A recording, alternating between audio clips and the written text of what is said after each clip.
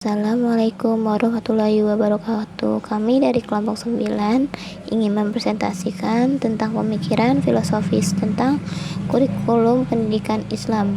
Terbelakang, Maha Suci Allah yang telah menciptakan manusia sebagai makhluk yang mulia, karena selain bentuk yang sempurna, manusia juga dibekali piranti-piranti berupa akal, fitrah, kolbu, dan nafsu, sehingga ia mampu transformasikan segala anugerah itu untuk dapat mengaktualisasikan diri dalam mencapai kesempurnaan sebagai khalifah di muka bumi.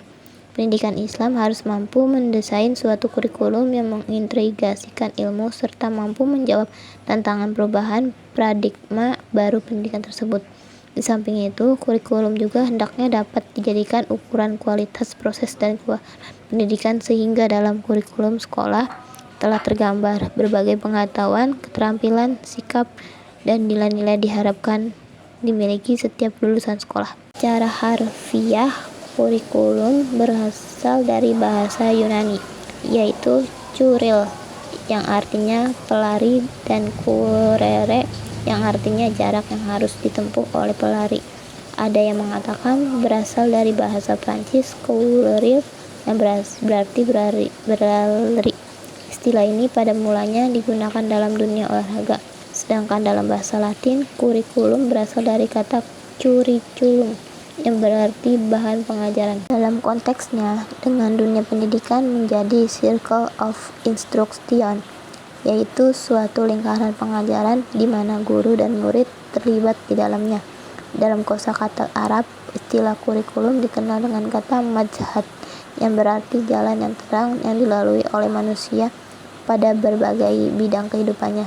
Apabila pengertian ini dikaitkan dengan pendidikan, maka majhad atau kurikulum berarti jalan terang yang dilalui pendidik atau guru dengan orang-orang yang dididik untuk mengembangkan pengetahuan, keterampilan, dan sikap mereka.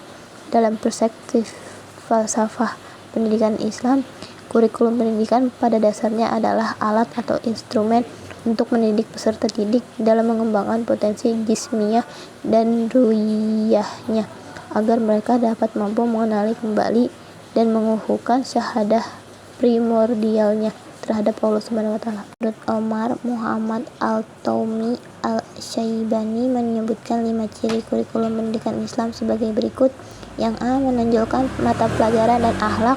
Agama dan akhlak seharusnya diambil dari Al-Quran dan As-Sunnah, serta contoh-contoh dari orang terdahulu yang soleh. Yang B, memperhatikan pengembangan yang menyeluruh dari aspek pribadi siswa, yaitu jasmani, akal, dan rohani.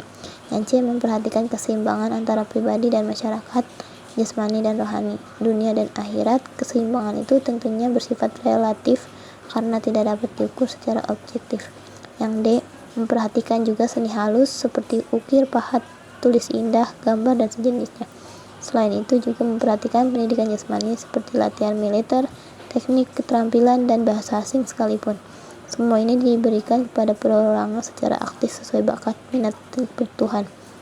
Mempertimbangkan perbedaan-perbedaan kebudayaan yang sering terdapat di tengah manusia karena perbedaan tempat dan perbedaan zaman, kurikulum dirancang sesuai kebudayaan. Untuk kurikulum pendidikan, termasuk pendidikan Islam, hendaknya mengandung beberapa unsur utama seperti tujuan, isi mata pelajaran, metode pengajaran, dan metode penilaian.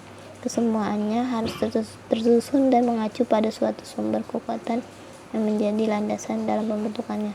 Sumber-sumber tersebut dikatakan sebagai asas-asas pembentukan kurikulum pendidikan. Teori dan konsep yang ditimbulkan dari berbagai macam aliran filsafat tidak dapat begitu saja diterima atau ditolak, namun diseleksi terlebih dahulu, kemudian hasilnya dimodifikasi pada khasanah kurikulum pendidikan Islam. Asas psikologis ini memberikan prinsip-prinsip tentang perkembangan anak didik dalam berbagai aspeknya, serta cara menyampaikan bahan pelajaran agar dapat dipahami oleh anak didik sesuai dengan perkembangan. Menurut Omar Muhammad Al-Taumi Al-Syaibani, sebagaimana yang dikutip oleh Toto Soeharto dalam bukunya Filsafat Pendidikan Islam, prinsip dasar yang harus dipegangi dalam menyusun kurikulum ada 5 prinsip, yaitu A. Kurikulum pendidikan Islam menunjukkan dan mengutamakan agama dan akhlak dalam berbagai tujuannya. Materi, metode, alat, dan teknik pengajaran dalam kurikulum pendidikan Islam semuanya bercolok agama. Yang B. Cakupan dan kandungan kurikulum pendidikan Islam bersifat luas dan menyeluruh. Yang C. Kurikulum pendidikan Islam menerapkan prinsip keseimbangan di dalam muatan materi keilmuannya dan di dalam fungsi ilmu pengetahuan, baik bagi pengembangan individu maupun bagi pengembangan masyarakat. Yang D. Kurikulum pendidikan Islam mencakup keseluruhan mata pelajaran yang dibutuhkan peserta didik, baik yang sakral atau keakhiratan maupun profane atau keduniaan. Kurikulum pendidikan Islam harus berkait dengan bakat, minat, dan kemampuan dan kebutuhan anak didik serta alam lingkungan di mana anak didik tersebut hidup. Kurikulum pendidikan Islam selalu disusun berdasarkan kesesuaian dengan minat dan bakat peserta didik.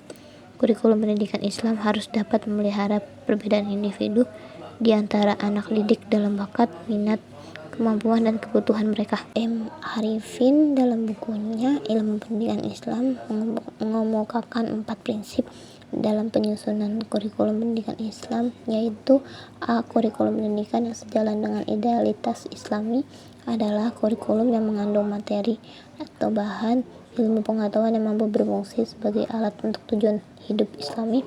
Yang B. Untuk berfungsi alat yang efektif mencapai tujuan tersebut, kurikulum harus mengandung nilai Islami yang intrinsik dan ekstrinsik, mampu merealisasikan tujuan pendidikan Islam. Yang C. Kurikulum yang bercirikan Islami itu berproses melalui metode yang sesuai dengan nilai yang terkandung dalam tujuan pendidikan Islam.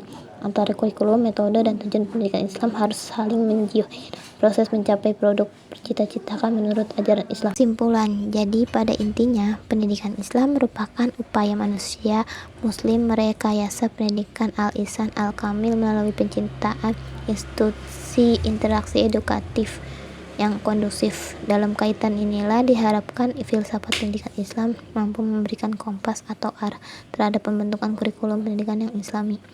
Kurikulum bukan hanya sebagai panduan bagi guru saja, tapi bagi semua yang berkaitan dengan aktivitas pendidikan, mulai dari pemangku jabatan bidang pendidikan, pengelola lembaga pendidikan, pendidik, peserta didik, bahkan sampai juga pada perhati dan masyarakat, termasuk di dalamnya orang tua. Asas-asas kurikulum meliputi asas religius atau agama, asas falsafah, asas psikologis, asas sosiologis, asas organisatoris, asas sosial budaya, dan asas teknologi. Sekian dari presentasi kami, selebihnya mohon maaf. Wassalamualaikum warahmatullahi wabarakatuh.